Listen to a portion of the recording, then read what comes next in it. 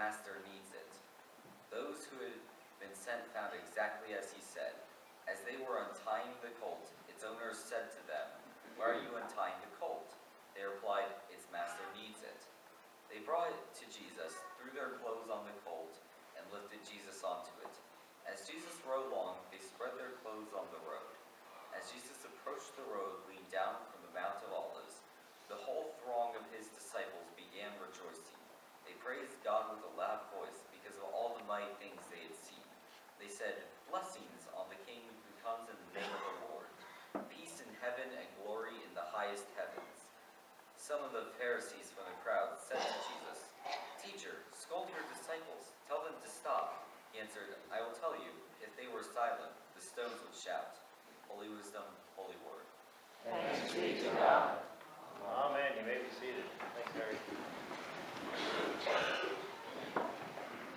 Well, I don't know about you, but I'm always excited to get to the day, right? Because we've been through this long season of Lent, and we're prepared to enter into this Holy Week experience, and it's just a glorious time in the church. It's a time to recall and also to search our hearts for the coming of Jesus and what that means in our lives. And I don't know about you, but I love waving those palm branches that come in. Were any of you like mentally waving them like you were a child again? I bet you were. I bet you're thinking about some time you did that growing up, and the kids shouldn't have all the fun. Maybe we should have the adults process next year too. But this story of processing into Jerusalem, it's actually in all four of the Gospels, so it's a critical story in the life of Jesus.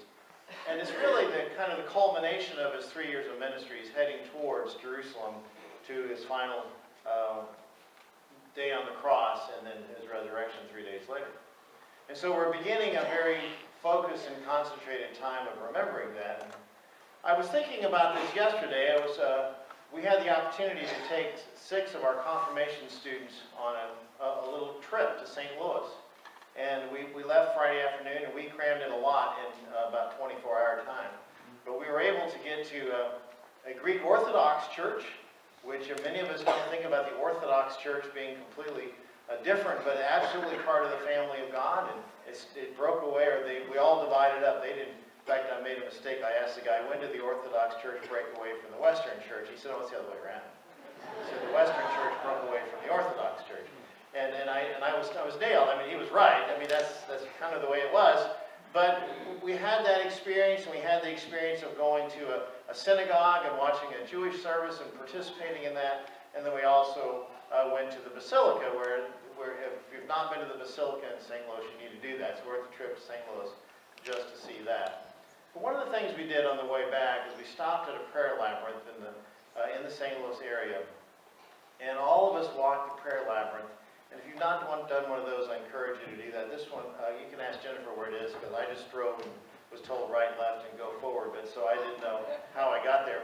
But you can get the explanation from somebody else. I think there's one in Columbia too, right?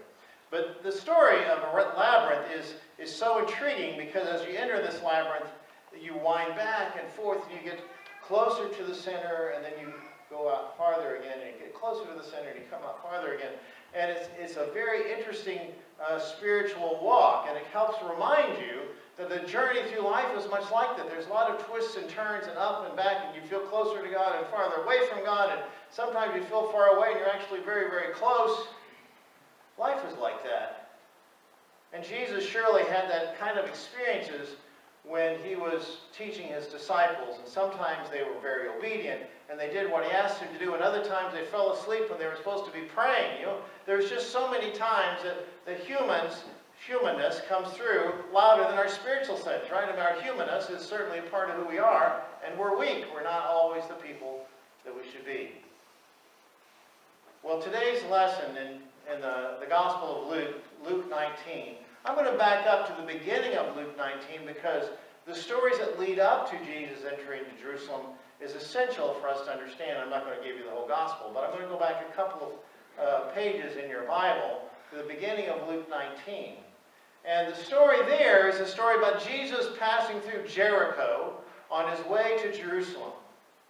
And as he's passing through, there's a very wee little man named Zacchaeus. You know the story. There was Zacchaeus who was behind this large crowd of people, and he couldn't see Jesus, and so he climbs a tree so he can see better Jesus passing by. And as Jesus comes by, he recognizes that Zacchaeus is in this tree.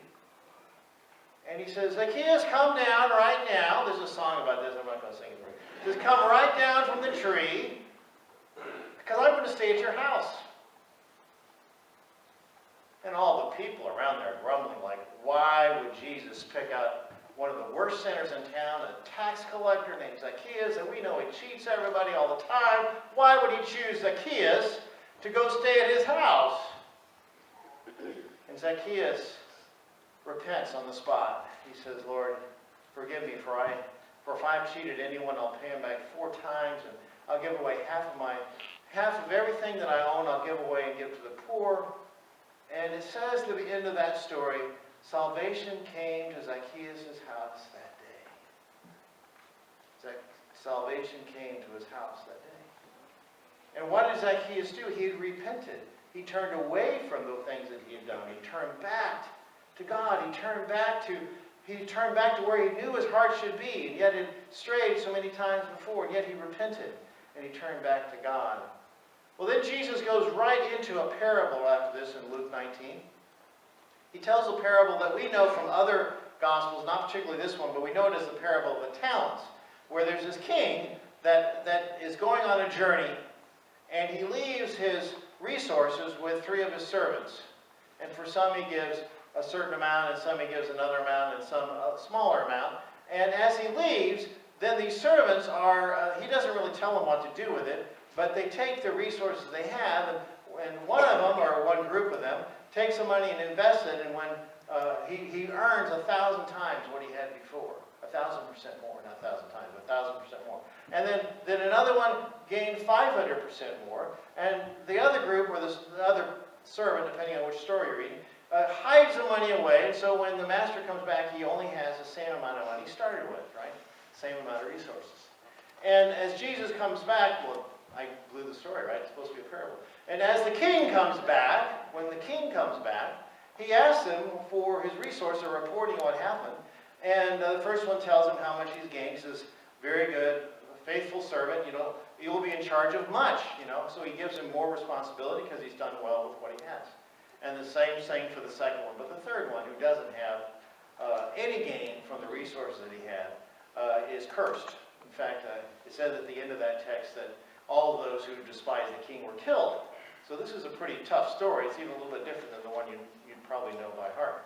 But anyway, the story behind that, and Jesus doesn't explain it in this one, right? The story behind that is that we are all given a certain amount of resources. Some of us, have 80 to 100 years of life, and some of us, die very young, or some of us use the opportunities we have in our life to build the kingdom, and others don't. And so we're responsible for what we do with the gifts we have. We're responsible for how we use the gifts that God has given us to truly build the kingdom. And that's really the bottom line of this parable, is what it's about. And so then it goes right into this story of Jesus coming to Jerusalem. He comes through Bethany and Bethphage, and he's about to enter Jerusalem. And he sends a couple of his disciples ahead. Now, so he said, go into the city, and right there by the gate, you'll find a young colt tied up. It's actually a donkey. It's a young donkey there. And he says, as you untie it to bring it, if someone asks you why you're untying the donkey, tell him that his master needs it, right? His master needs this particular donkey. And so they said, well, okay. And so they go into the city, and they see the donkeys there. I mean, Jesus, God, in the form of Jesus, this has all been orchestrated, right? It's all been figured out in advance that the donkey is there waiting for him. And so when they go to untie him, obviously the owner's going to say, and there's some reason you're untying my donkey? Where are you going with my donkey? And he said, well, the master needs it. And I love that part of the story, because the owners say, well, I guess they say okay, because they don't stop him, right? They just let the donkey leave, and so they take him out, the donkey outside the city. Now there's a couple things about this colt of a donkey that's important, because it says, Jesus had said to them, it has to be one that's never been ridden. This actually comes from the ancient sacrificial law, that said when you bring a sacrifice to God of an animal, you need to bring a young one that's never been under yoke, that's never been worked or never been ridden. And so this idea of bringing a young colt that has never been in labor, on the farm or whatever, that's the one we want, because that's like the purest stock that you have. And so this colt has never felt the whip or anything like that, and never been under yoke. And so this is the colt that Jesus wants to ride on. So when the colt comes out, the disciples, they take off their cloaks and they throw it over the back of the colt, and they set Jesus on there. They're sacrificing their own garments so that Jesus has a comfortable place to sit on the back of this donkey. And they lead him into town, and as he starts to come into town, they take off their coats and lay him down on the road ahead of them, kind of a red carpet type treatment, right? Like, we're going to pave the way with our own clothes as you come into town. And by now there's hundreds, if not thousands, of followers of Jesus, because after Jesus had healed so many people, and especially after his resurrection of Lazarus, that the crowds kept getting bigger and bigger and bigger. They'd seen his wonders. They'd seen the things he could do. And they were following him everywhere he went. In fact, there was many times we hear that Jesus, steps away from the crowd long enough to just rest for a minute. That's something all of us in ministry have to do, right? Or any work that you do. You've got to step away once in a while to regain your composure. Jesus did that himself. And so all these people are crowding around, and all the people, they cut branches and they wave in the air. This is all part of a kind of a normal way to celebrate people, to wave branches like we might throw out streamers and confetti like Teresa said with the kids. And so we're celebrating the entry of Jesus into Jerusalem. And they sing, "Blessed is he who comes in the name of the Lord," which comes from Psalm 119. Blessed is he. Blessed is he who comes. And so they're so excited about Jesus coming. But there's several things about this story that's important to remember. One is that Jesus doesn't come in on a chariot or a white stallion. He doesn't come in as a conquering king. He came in as the King of Peace. The symbolism of coming in on a donkey, a very lowly animal, an animal that most everyone who could afford an animal could own, the fact that he came in humbly is essential to the story. That he comes in humbly. It comes from Zechariah 9:9, where the story about your king will come in humbly and riding on a donkey.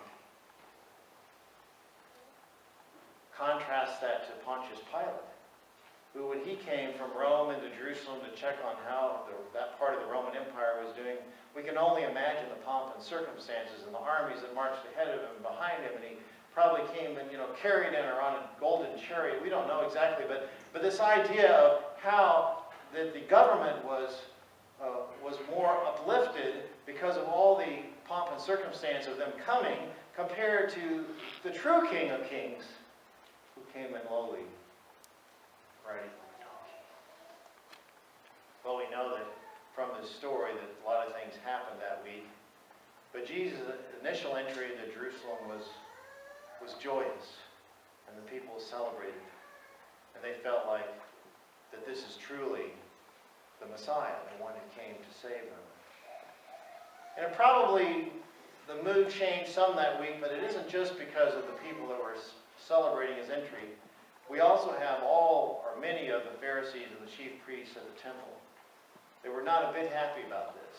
Who is this Jesus guy, this itinerant preacher that's coming into town that everyone's so excited about? And they'd already decided, especially after Lazarus was raised from the dead, that they've got to get rid of this Jesus because he's getting more attention than they are. They're paying more attention to what he's saying than what we're saying.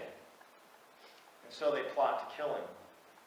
They plot a way that they're going to arrest him later that week, which they do. But Jesus, when he went into the city, he stopped at one point where he could oversee the city, and he wept. And he wept, and he says, "If only they knew the peace that I bring them. If only they knew." Jesus came to save the least and the lost, as he had Zacchaeus. He came to bring judgment as he did those who squandered the resources they had, the gifts that God had given them. And he came to save all those who repented and turned their lives to him. peace of Christ is different than the peace in the Roman Empire, isn't it? We know from in the Latin phrases. In fact, I was just noticing this morning on somebody. I think these windows change when I have different topics, but this, they don't really. But this very first one up here says, peace in Christ in Latin. That our peace comes through Christ. That Christ is the source of our peace. It's not in the armies and the kings and all the things that the Roman Empire would make you think is where peace comes from. In fact, the Romans had this Latin phrase, Pax Romana, meaning that there was peace in the Roman Empire. And you know how they achieved the peace in the Roman Empire? They killed every single person that said anything against them. Now, is that peace? No, that's not peace. But they claimed it to be peace for hundreds of years. We have peace throughout our empire, and it's because they crushed anyone that said anything against the Roman Empire. Anything that was said against Caesar would be punishable by death. And so peace in the Roman Empire versus the peace that comes from Christ are two radically different things.